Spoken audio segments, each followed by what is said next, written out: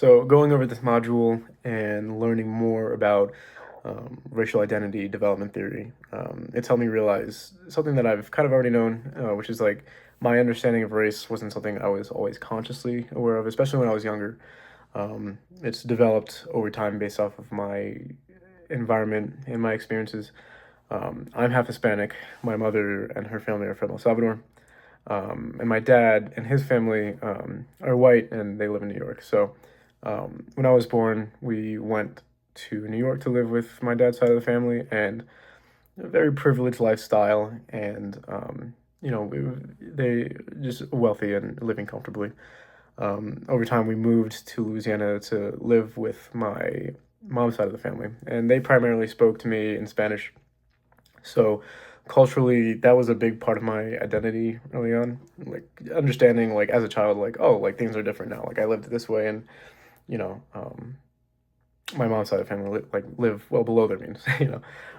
So I understood early on, like oh, like this is different. But at the same time, I went to a primarily white Catholic school when I was younger in Louisiana, and so that part of my identity wasn't really reflected in the environment around me outside, outside of the home. And I, because of that, I feel like I somewhat passed as white when I was younger.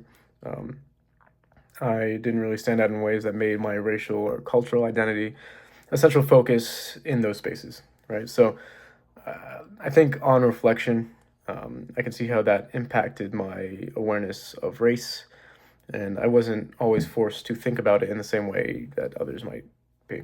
Um, my awareness of racial identity came more gradually, especially as I got older and started reflecting on the differences between my home environment and school environment. Understanding like when I'm with my family, we express ourselves a certain way, listen to different types of music, food, affection, and then when I'm with my friends, I had a lot of white friends in Louisiana. Their family is different and different family gatherings. Um, and so racial identity development theory has helped me understand that as a process shaped by both culture and context. Something that I'd like to acknowledge is that I have not experienced institutional racism in a direct way. Institutional racism refers to how systems like education, healthcare, social services create unequal outcomes for different people and racial groups, even without explicit individual discrimination. So, research shows disparities in areas like child welfare involvement and access to services where people of color are disproportionately impacted due to systemic factors, right? So, in my case, I think that I passed, white passing, I guess. I looked white when I was younger. Um, and that played a big role in that. And being predominantly in a white Catholic school, I wasn't really treated in ways that made me question those systems at the time. And that's something that I'm aware of now, and I recognize as a form of privilege. It protected me from experiencing institutional racism directly or being aware of it, of it being around me. And it limited my awareness to it just as a concept, right? And so I think that about this, like developmentally, I would place this in Erickson's stage of identity, sorry, English, versus real confusion, which kind of occurs during adolescence, right? So during that stage, people are forming their sense of self and understanding where they fit in the world, right? So, because I wasn't directly experiencing racial disparities during that stage, my understanding of race and inequality was like more surface level. And it's not something that I had to actively process or navigate.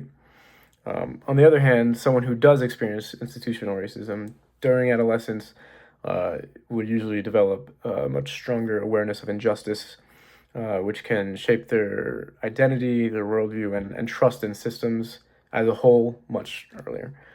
Um, and looking back, I can see how the environment and the way I was perceived influenced how I understood race, or or rather, I guess didn't understand didn't understand race at the time. So critical race theory, CRT, provides a framework for understanding how race, racism, and power are embedded within social systems and institutions.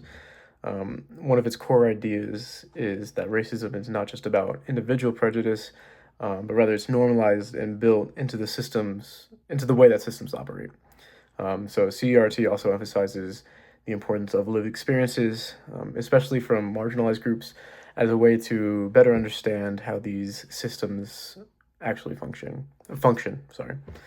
Applying CRT to my own experience, it helps me recognize that, just because I didn't personally experience institutional racism directly, that does not mean that those systems don't exist. You know, um, it actually, it highlights how privilege can shape perception. Because I wasn't directly impacted, and I didn't always question those systems growing up, because I wasn't forced to. I wasn't shown that. Um, going forward, one action that I can take is that, especially wanting to go into the social work field, um, is to be more intentional about recognizing and challenging systemic inequalities in practice. That would look like advocating for equitable access to services, questioning policies that disproportionately impact certain groups, and making sure that the voices of marginalized clients are centered in decision making. Um, if I think about, what I could do differently now, I would be a lot more aware of the systemic context of situations rather than just focusing on individuals.